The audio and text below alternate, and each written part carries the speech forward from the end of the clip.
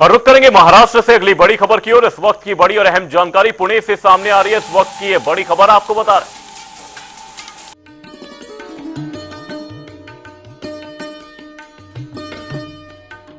देश में दूध की खरीद पर समर्थन मूल्य देने वाला हिमाचल देश का पहला राज्य है। श्वेत क्रांति की ओर अग्रसर हिमाचल में गाय के दूध के न्यूनतम समर्थन मूल्य को 32 रुपए से बढ़ाकर 51 रुपए प्रति लीटर और भैंस के दूध के समर्थन मूल्य को 47 रुपए से बढ़ाकर 61 रुपए प्रति लीटर किया गया है। सीएम ने हमारा जो रेट पिछले साल 12-13 रुपए बढ़ाया था, इस बार 6 रुपए और बढ़ाया है। आगे हम सीएम का धन्यवाद करते हैं और आगे भी किसानों के लिए रेट बढ़ाए और अच्छा ये मिले।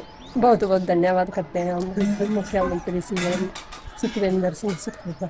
जिला शिमला के रामपुर विधानसभा क्षेत्र के दत्तनगर में 25 करोड़ 67 लाख रुपए की लागत से निर्मित मिल्कफेड के 50,000 लीटर प्रतिदिन क्षमता वाले नए दुग्ध प्रसंस्करण संयंत्र को शुरू किया गया है। कांगड़ा जिला के ढगवार में 225 करोड़ रुपए की लागत से निर्मित हो रहे अत्याधुनिक मिल्क प्लांट में भी विभिन्न तरह के उत्पाद तैयार किए जाएंगे। कुल्लू, नाहन, नालागढ़, ऊना और हमीरपुर में 50-50 हजार लीटर प्रतिदिन क्षमता वाले मॉडर्न टेक्नोलॉजी के मिल्क प्रोसेसिंग प्लांट स्थापित किए जाएंगे। मिल्कफेड पशुपालकों से रोजाना लगभग 2 लाख लीटर दूध की खरीद कर रहा है। दूध समितियों को मिलने वाली ट्रांसपोर्ट सब्सिडी को 1.5 रुपए से बढ़ाकर 3 रुपए प्रति लीटर किया गया है। प्रदेश के पशुधन का ख्याल रखने के लिए 1000 पशु मित्र भर्ती किए जाएंगे।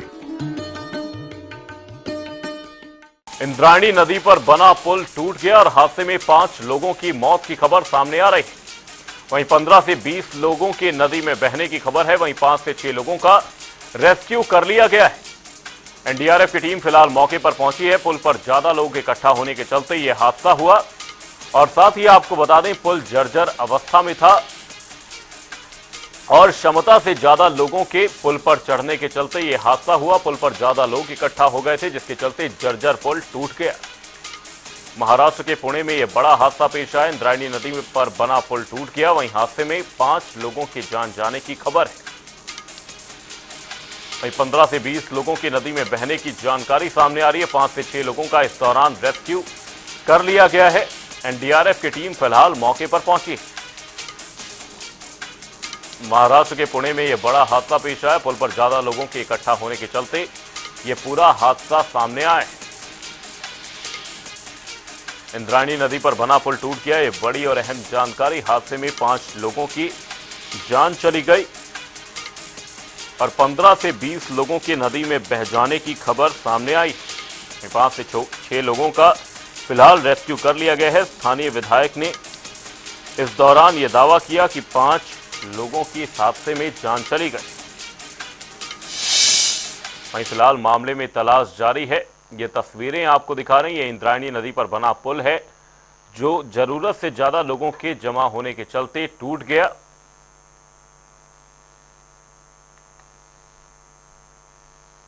पुणे मावळ तहसील में कुंडमाला में इंद्रायणी रिवर पे एक पुराना ब्रिज था, साको ब्रिज। वो आज दोपहर 4 बजे के दरमियान पर्यटक यहाँ पे लगभग 4 पर्यटक घूमने आए थे। उसमें से 100-125 पर्यटक एक ही जगह पे ब्रिज पे खड़े थे। वो ब्रिज अचानक से कोलैप्स होके उसमें लगभग 20-25 लोग बह के गए। उसमें से कुछ लोग हमारे स्थानीय कार्यकर्ता ने बाहर निकाले और 4-5 लोग अभी भी ब्रिज के अंदर फंसे। ब्रिज का जो भाग पानी में गिरा है उसमें।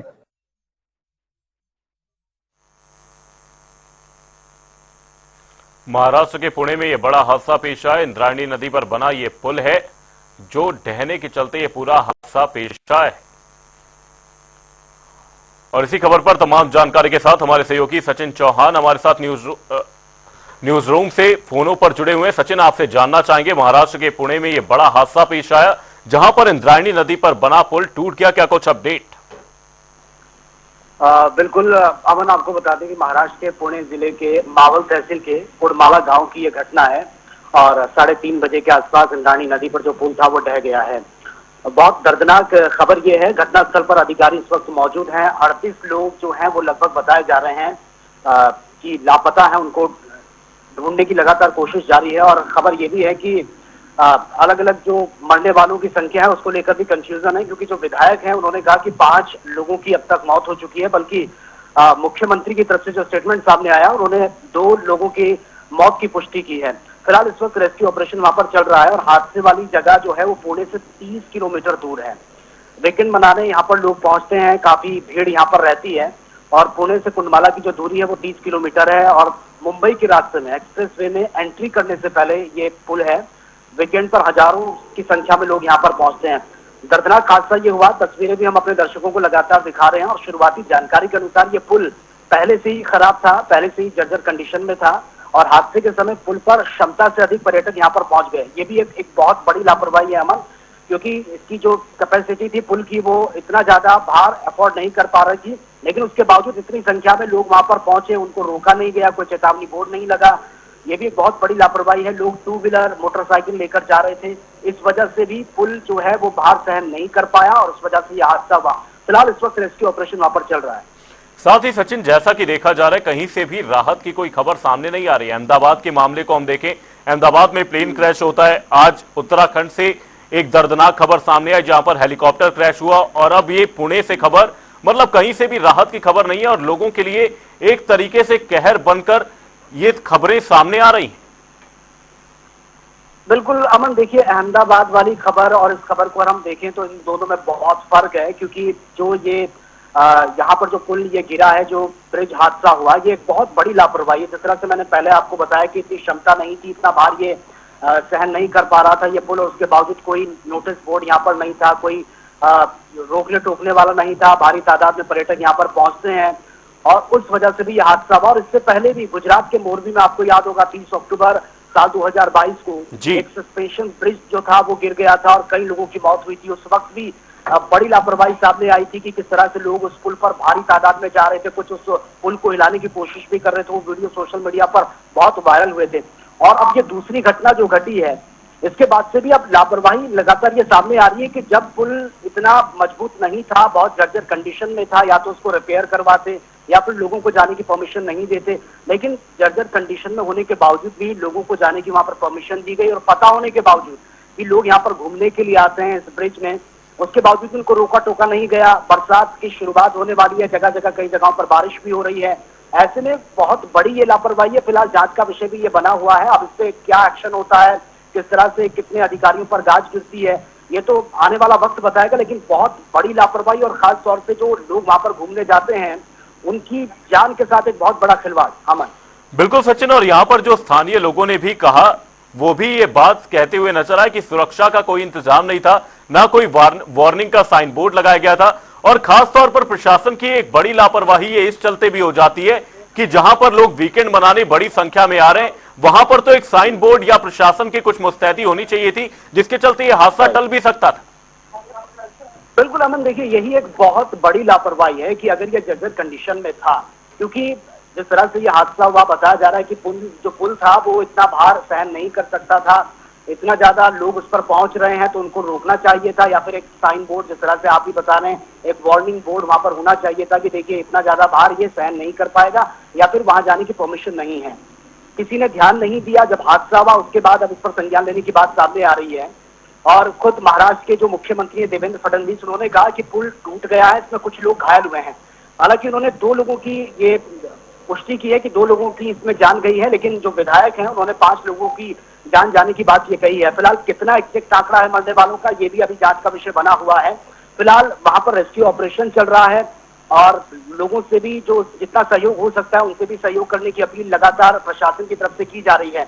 तो पुल जो था वो पहले से ही जर्जर कंडीशन में था, ये तो क्लियर हो चुका है। तस्वीरें जो हैं इस वक्त हम लगातार अपने दर्शकों को दिखा भी रहे हैं और सबसे बड़ा सवाल यही है कि जब पुल की हालत खराब थी तो कैसे इतने लोगों को जाने की परमिशन दी, उससे पहले लोगों को क्यों नहीं रोका गया, या फिर ऐसा कोई साइन बोर्ड क्यों नहीं लगाया कि अगर लोग यहाँ से सफर कर रहे हैं तो पहले उनकी नजर उस बोर्ड पर पड़े और उसके बाद वो आगे बढ़े।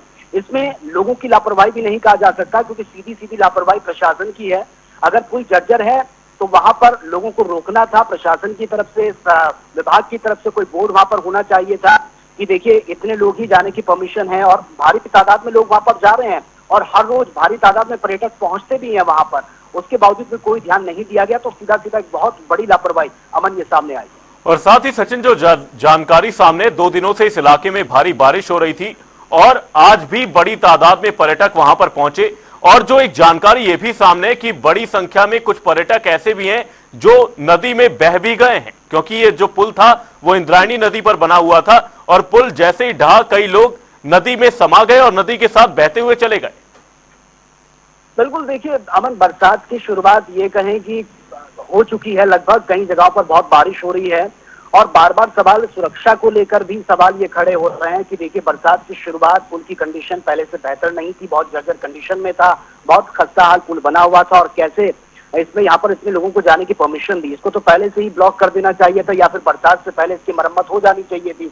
ये कुछ भी नहीं हुआ, भारी तादाद में लोग यहाँ पर पहुंच रहे हैं और जिस तरह से आप बता रहे हैं, क्योंकि देखिए अभी एग्जैक्ट आंकड़े की अगर हम बात करें कि कितने लोगों की इसमें जान गई है, फिलहाल ये क्लियर नहीं है क्योंकि अलग अलग बयान सामने आ रहे हैं। विधायक की तरफ से 5 लोगों की मौत की पुष्टि की गई है, खुद मुख्यमंत्री कह रहे हैं कि अब तक 2 लोगों की जान गई है, कई लोग लापता हैं। इसमें लापता जो लोग हैं उनका नंबर भी काफी बहुत ज्यादा है।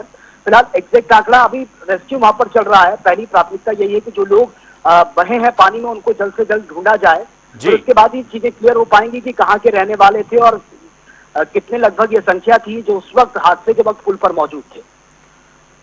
इंद्रायणी नदी पर बना पुल टूट गया। बहुत बहुत धन्यवाद सचिन इस तमाम जानकारी के लिए।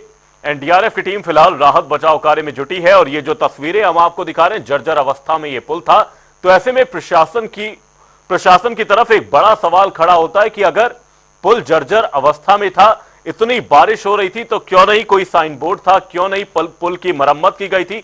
सवाल कई खड़े हो रहे हैं और साथ ही अभी आंकड़ों को लेकर भी अफवाद है कि एग्जैक्ट आंकड़ा क्या है। फिलहाल रेस्क्यू ऑपरेशन इलाके में जारी है। एनडीआरएफ की टीम कड़ी मशक्कत से रेस्क्यू करती हुई नजर आ रही।